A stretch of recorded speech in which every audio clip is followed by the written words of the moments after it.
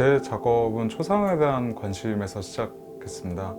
그러니까 인물이라는 것은 동서를 막론하고 회화사에서 가장 오래된 소재들 중 하나이고, 그 중에서도 초상이라는 거는 그 대상 인물의 정신성을 포착하는 그림이라고 할 수 있기 때문에, 그래서 좀 더 제가 이렇게 도전하고 싶은 생각이 들었었던 것 같습니다.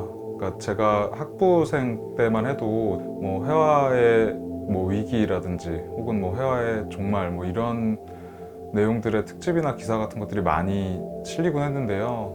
그림 그리기를 좋아하는 미대생의 입장에서 생각을 했을 때는 좀 종말이나 위기나 뭐 심지어는 죽음 같은 표현들에 대해서 약간 오기 같은 거를 느꼈었던 것 같기도 합니다. 굉장히 근원적인 장르라고 할 수 있는 초상화에 관해서 좀 더 관심을 갖게 된 것 같고, 그렇게 시작하는 게 되게 저한테는 좋은 시작점인 것 같이 느껴졌었습니다.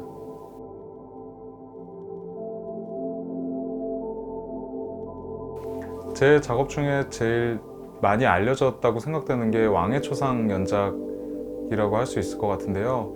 그 전까지는 주로 가상의 인격체들을 그 초상화 형식에 담는 그런 작업들을 해왔습니다.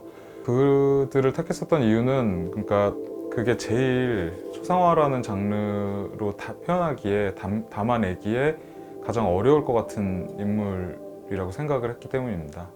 그러다가 그 초상이라는 그림이 원래 추구하는 가치에 대해서 다시 생각을 해보자. 그래서 실존 인물에 대한 작업을 해보고자 했습니다. 그래서 떠올렸던 인물이 마이클 잭슨인데, 이 인물은 하나의 상으로 뭔가 머릿속에 잡히질 않았기 때문에 초상으로 제작하기 굉장히 어려울 것 같았고, 그렇기 때문에 좀 더 도전을 해보고 싶다는 생각을 하게 된 것 같습니다.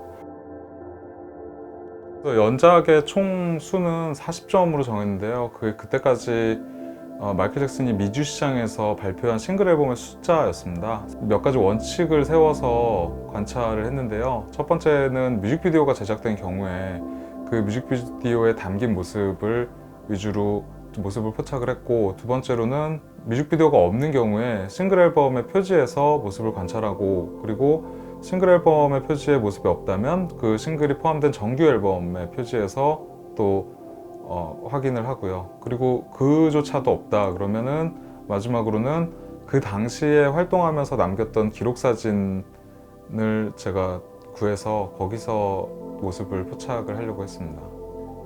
이 작업들은 왕의 초상이라고 생각을 했기 때문에 정면을 바라보고 있는 전신상으로 포즈를 전부 잡기로 결정을 했습니다.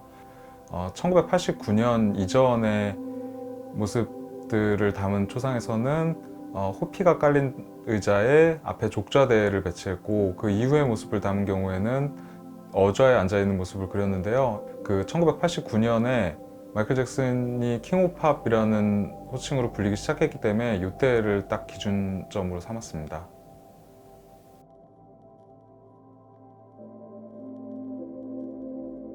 초기에는 이제 초상화 형식에다가 동시대의 시각적 이미지를 담는 방식의 작업들을 주로 해왔었는데, 2014년 무렵부터는 작업이 조금 변화하게 됐습니다. 그 이전부터도 좀 동아시아 회화 특유의 매체나 그에 따라서 발전한 기법 같은 것들에 초점을 맞춰서 작업을 하고 싶었는데, 방법을 찾다가 제가 그동안 주로 초상화 작업들을 많이 해왔기 때문에 인물화라는 거를 그런 작업의 틀로 삼아서 새로운 작업의 시작점을 마련할 수 있겠다라고 생각을 했습니다. 처음에 다루게 된 소재는 소나무였습니다. 소나무라는 대상이 그 동아시아 회화사에서 굉장히 사랑을 받아온 그런 소재 중에 하나였고, 또 소나무라는 게 먹의 원료 중 하나이기도 하기 때문에 이런 작업을 처음 시작하는데 꽤 어울리는 소재라고 생각을 했습니다. 일단 소나무를 네 가지로 분류를 했는데, 첫 번째로는 왕실의 권위를 상징하는 굉장히 붉고 이렇게 건강한 소나무, 그리고 두 번째로는 탈속한 군자를 상징하는 소나무, 수묵소나무, 세 번째로는 무속적인 그런 무속신앙적인 바램을 담은 푸르고 이렇게 또 역시 굉장히 건강한 그런 소나무, 그리고 네 번째로는 장수의 상징으로 다른 소재들이랑 어우러지는 소나무, 이렇게 네 그루의 소나무 혹은 네 명의 소나무 협객이라는 역할과 소나무 그림의 다양한 그 표현 방식이나 기법 같은 것들을 연결해서 작업을 진행을 했습니다.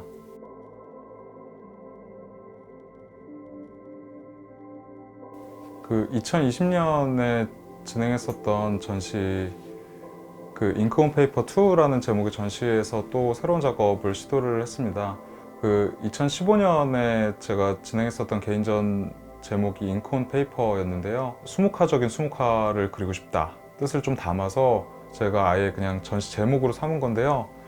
잉크 온 페이퍼 2는 그러니까 그 전시의 속편, 4년 만에 속편인 셈인 겁니다. 그래서 이때는 잉크라는 재료의 범위를 좀 확장해서 캘리그라픽 잉크나 혹은 뭐 아크릴릭 잉크 이런 새로운 재료들을 좀 같이 사용을 해봤습니다. 잉크를 먹이랑 한 화면에 같이 사용을 하거나 아니면 아예 섞어 사용하거나 하는 식으로 진행을 하면서 그림이 굉장히 달라졌는데, 인물화의 틀을 좀 유지를 여전히 하고 있긴 했지만 좀 약간 아슬아슬한 수준이 돼버렸고, 제가 좀 이렇게 예상하지 못했었던 방향까지도 작업이 계속해서 알아서 진행을 해버리는 부분이 있어서 사실 그런 면에서 되게 재밌게 진행을 했었던 전시였던 것 같습니다.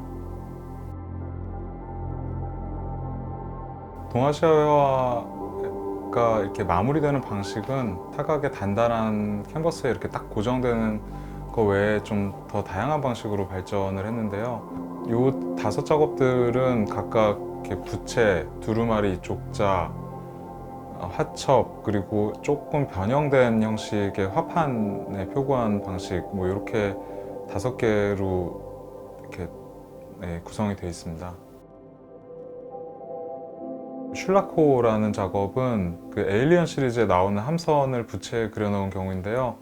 그 부채라는 게 그 이렇게 접었다 펼치는 형식이기 때문에 그 SF 영화에서 공간을 접었다가 펼쳤다가 해서 이동하는 그런 설정 같은 것들이랑 썩 어울린다고 생각을 했고, 그리고 부채라는 게 도구적으로는 사실 바람을 일으키는 거기 때문에 우주선들이랑 좀 썩 어울린다라고 생각을 했습니다.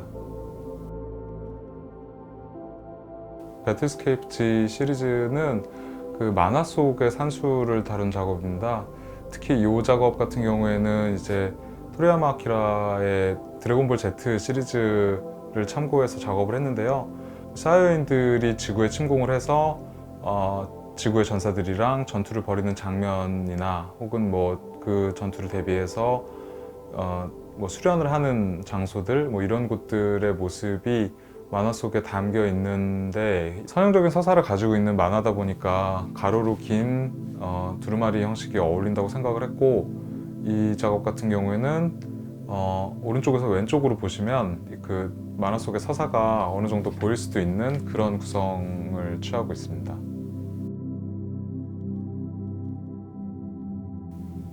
투비 타이틀드 2는 인물화의 형식으로 다른 회화 장르의 요소들을 담아서 제작한 첫 번째 실험작들 중에 하나인데요. 이게 산수화의 기법들을 담은 만큼 좀 더 전통적인 표구 방식인 족자로 마무리를 했습니다. 이 일레스틱 피스트라는 작업은 그 화첩이라는 형식을 좀 적극적으로 이용을 해보고자 한 작업인데요. 화첩이라는 게 접으면 하나의 책처럼 보이지만 펼치면 펼칠수록 화면이 계속 쭉 늘어나는데, 이 안에 가운데의 인물이 양쪽으로 주먹을 뻗는 게 이제 그 화첩을 양쪽으로 펼치면 펼칠수록 주먹이 쭉 늘어나는 그런 모양을 볼 수 있는 작업입니다.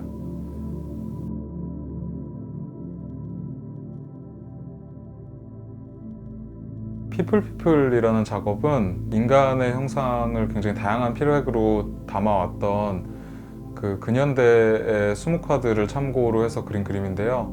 그러니까 인간의 형상으로 만들어진 인물인 셈입니다. 이 작업 같은 경우에는 화판에 표구를 한 거긴 하지만 그 그림의 위아래에 조금 더 비단 여백을 줘서 그때 작업했었던 작업들을 만약에 연결해서 걸거나 혹은 뭐 그렇게 해본 적은 없지만 연결해서 세우거나 하게 되면 병풍처럼 연결할 수 있지 않을까 해서 조금 다소 변형된 형태의 화판 표구를 시도해 본 작업입니다.